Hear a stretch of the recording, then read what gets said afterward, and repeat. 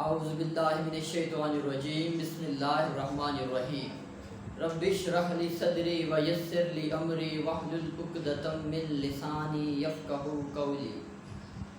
देखने वाले हर चमकते सितारे को ज़ीशान रफ़ीक की तरफ से अस्सलामु अलैकुम। दोस्तों, आज एक नए टॉपिक के साथ आपकी खिदमत में हाज़िर हुआ हूँ।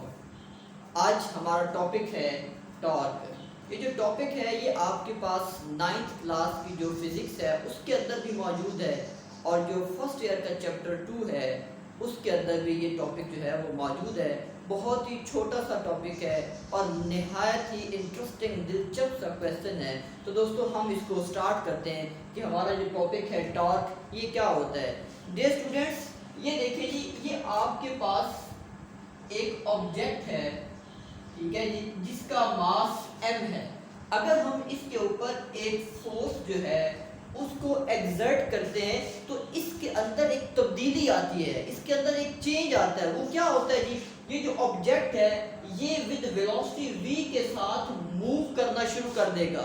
जब ये मूव करना शुरू कर देगा तो इसकी वेलोसिटी के अंदर चेंज आएगा। तो डियर स्टूडेंट्स, जब इसकी वेलोसिटी के अंदर चेंज आता है तो इसका मतलब है कि इसके अंदर एक्सीलरेशन प्रोड्यूस हो रहा है और इस एक्सीलरेशन को हम लीनियर एक्सीलरेशन का नाम देते हैं, क्योंकि ये एक स्ट्रेट लाइन के अंदर पैदा हो रहा है। ठीक हो गया जी, हॉरिजॉन्टल एक्सिस के अंदर है, स्ट्रेट लाइन के अंदर है। तो हम कह सकते हैं कि जब हम किसी भी ऑब्जेक्ट के ऊपर फोर्स एक्सर्ट करते हैं तो उसके अंदर एक्सीलरेशन प्रोड्यूस हो जाता है, because there is a change in its velocities. ठीक है जी। सिमिलरली, अगर हम किसी भी चीज़ के ऊपर फोर्स एक्सर्ट करते हैं लेकिन वो स्ट्रेट लाइन में मूव नहीं करता बल्कि वो अपने एक्सिस के इर्द गिर्द मूव करना शुरू कर देता है, रोटेट करना शुरू कर देता है, उसकी जो मोशन होती है वो सर्कुलर मोशन होती है, तो उसके अंदर एक इफेक्ट पैदा होता है। तो डियर स्टूडेंट्स, उस इफेक्ट को हम टर्निंग इफेक्ट का नाम देते हैं और टॉर्क जो है ये उसी को एक्सप्लेन करता है। टॉर्क है क्या? The turning effect of force is called torque. ठीक है कि जब भी किसी चीज के अंदर टर्निंग इफेक्ट पैदा होता है तो उसके अंदर टॉर्क प्रोड्यूस हो जाता है और मैथमेटिकली डियर स्टूडेंट्स हम इसको रिप्रेजेंट करते हैं टॉर्क के साथ। Torque tau is equal to R cross F. दोस्तों, टॉर्क जो है वो एक वेक्टर क्वांटिटी है। क्यों? क्योंकि ये हमने डिस्कस किया था वेक्टर प्रोडक्ट के अंदर। वो क्या था? The product of two vectors, if the product of two vectors gives us a vector quantity, then this product is known as vector product.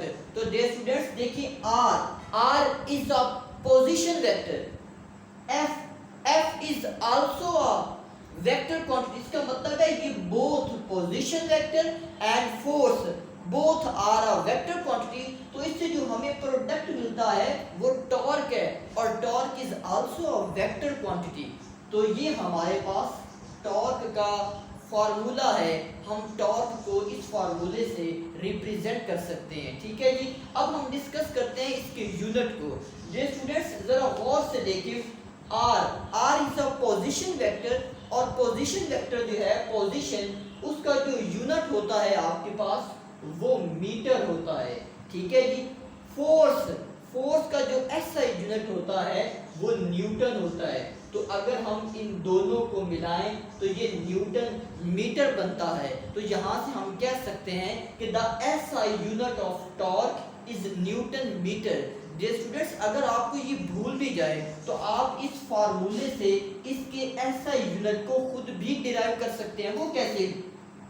Position vector का यूनिट आपके पास मीटर, फोर्स का unit Newton, जब दोनों को combine करेंगे तो वो Newton metre बनता है। सो हम कह सकते हैं कि newton metre is the SI unit of torque. It's a vector quantity. अब हम डिस्कस करते हैं कि इसकी डिपेंडेंस को, कि टॉर्क जो है इसकी डिपेंडेंस क्या होती है। स्टूडेंट्स, टॉर्क जो है ये डिपेंड करता है दो चीज़ों के ऊपर। एक चीज डिपेंड करता है किसी चीज के ऊपर जो फोर्स एक्सर्ट हो रही होती है वो कितनी फोर्स लगाई जा रही है। अगर तो वो फोर्स ज्यादा है तो इसका मतलब है कि उसके अंदर टॉर्क ज्यादा प्रोड्यूस होगा। और अगर उसके ऊपर फोर्स कम लगाई जा रही है तो इसका मतलब है कि उसके अंदर टॉर्क कम प्रोड्यूस होगा।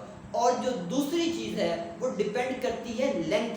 किसी भी चीज़ की अगर लेंथ ज़्यादा है तो टॉर्क ज़्यादा प्रोड्यूस होगा, और अगर किसी भी चीज़ की जो लेंथ है वो अगर कम है तो उसका मतलब है कि उसके ऊपर फोर्स लगानी मुश्किल होगी, और जब फोर्स लगानी मुश्किल होगी तो इसका मतलब है कि उसके अंदर जो टॉर्क है वो भी कम प्रोड्यूस होगा। इसको हम एक ग्राफिकल तरीके से डिस्कस कर लेते हैं। वो आपके पास जो ग्राफिकल तरीका है वो आपके पास है जी स्पैनर।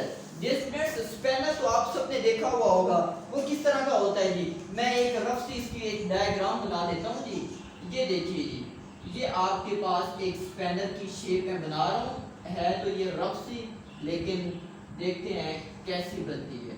ठीक है डियर स्टूडेंट्स, ये आपके पास एक स्पैनर है और इसके अंदर हमने एक नट को रखा हुआ है। ठीक है जी। अब देखिए स्टूडेंट्स, ये जो चीज है जो आपके पास यहां से लेके यहां तक है, डियर स्टूडेंट्स, ये स्पैनर की लेंथ कहलाती है, यानी कि जिसे हम रेंज कहते हैं। ठीक है जी, ये लेंथ ऑफ द स्पैनर है। और जो ये वाला पॉइंट है, इस पॉइंट के ऊपर फोर्स एक्सर्ट हो रही है, यानी कि हम यहाँ से पकड़ के फोर्स लगा रहे हैं और ये सारी की सारी फोर्स इस पॉइंट के ऊपर लग रही है। तो इस पॉइंट को हम क्या कहते हैं, इस पॉइंट को हम एक्सिस ऑफ रोटेशन का नाम देते हैं। और जिस पॉइंट के ऊपर से हम फोर्स लगा रहे होते हैं उस पॉइंट को हम line of action of force कहते हैं। तो जो स्टूडेंट्स, जो आपके पास टॉर्क है वो इन्हीं दो चीजों के ऊपर डिपेंड करता है। Number one, length of the spanner, कि वो लेंथ कितनी है, ज्यादा है तो ज्यादा टॉर्क प्रोड्यूस, क्योंकि हमें फोर्स लगाने में आसानी होगी, और अगर लेंथ कम है तो टॉर्क भी कम पैदा होगा। Number two is the force exerting on the spanner, कि स्पैनर के ऊपर हम कितनी फोर्स को एक्सर्ट कर रहे हैं। तो इसका मतलब है, मैं आम अल्फाज में ये कह सकता हूं कि the torque is directly proportional to the length of the spanner and the force exerted on the spanner। ठीक है जी, अगर ये फोर्स ज्यादा होगी टॉर्क ज्यादा प्रोड्यूस होगा। ठीक है, लेंथ ज्यादा होगी तो टॉर्क ज्यादा प्रोड्यूस होगा। ठीक है जी, ये तो हो गई इसकी डिपेंडेंस टॉर्क की। नेक्स्ट हम डिस्कस करते हैं कि आपके पास मोमेंट ऑफ आर्म क्या होता है। डियर स्टूडेंट्स, ये आपके पास एक रफ सी डायग्राम है स्पैनर की। मैंने आपको बता दिया है कि ये जो पॉइंट होता है, इस पॉइंट से हम उसको पकड़ के इसके ऊपर फोर्स एक्सर्ट करते हैं। सो इसको हम क्या कहते हैं, line of action of force, and this point is called axis of rotation. जैसे कि मैंने लास्ट लेक्चर में डिस्कस किया था कि अगर हम किसी भी चीज के ऊपर कोई एक्शन करें तो वो रिएक्शन जो होता है वो लाजमी होता है। तो यहाँ से हम एक्शन कर रहे हैं, फोर्स लगा रहे हैं, जबकि इस फोर्स का जो रिएक्शन है वो इस पॉइंट पर हमें फील हो रहा है। हम यहाँ से फोर्स को एक्सर्ट करते हैं, जबकि ये जो टॉप यहाँ पर जो नट है उसका इफेक्ट यहाँ पे हमें नजर आता है। ये जो नट है या तो वो लूज होता है या वो टॉर्क होता है। ठीक है, या वो लूज होता है और या वो टाइट होता है। डियर स्टूडेंट्स, की टाइट कब होगा, ये लूज कब होगा।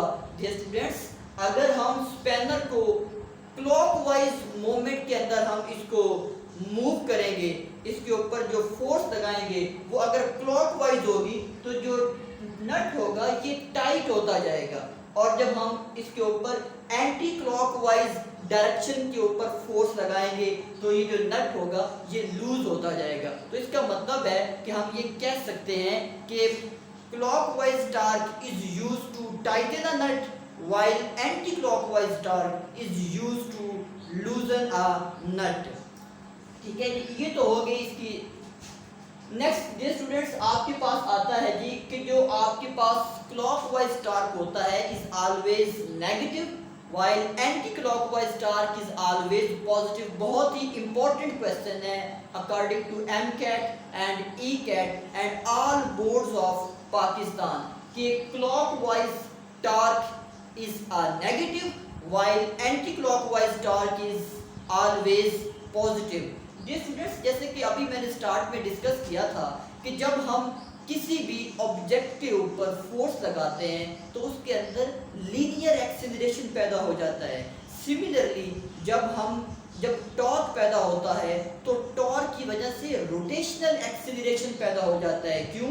क्योंकि उस ऑब्जेक्ट में एक सर्कल के अंदर मूव करना होता है, एक दायरे के अंदर मूव करना होता है, तो जिसकी वजह से आपके पास एंगुलर एक्सेलरेशन यानी कि रोटेशनल एक्सेलरेशन प्रोड्यूस हो जाता है। ठीक है जी, तो ये इसके बारे में टॉर्क के बारे में छोटी छोटी बातें थी जो मैंने आपके साथ डिस्कस की। मैं उम्मीद करता हूँ कि आपको ये अच्छे तरीके से समझ आ गया होगा। अगर आपको कोई कन्फ्यूजन हो तो आप कमेंट बॉक्स में मेंशन कर सकते हैं। अपना ख्याल रखिएगा, दुआ में याद रखिएगा। अल्लाह हाफ़िज़।